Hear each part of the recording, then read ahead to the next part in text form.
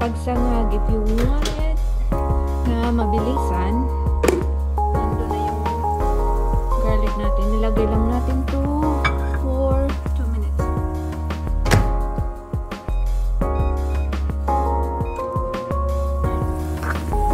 Hinaan natin ang apoy.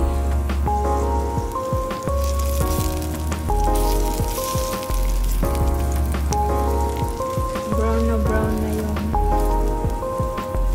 garlic. So, we have to remove it from the fire. Then, ilagay na natin to. Ready na yan.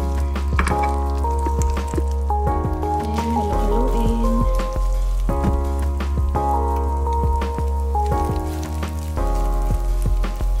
And, tapos na siya. Lagyan natin ng eggs.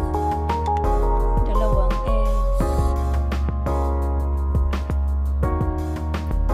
There you go. Timplahan mo na lang ng tuyo kasi walang lasa yan.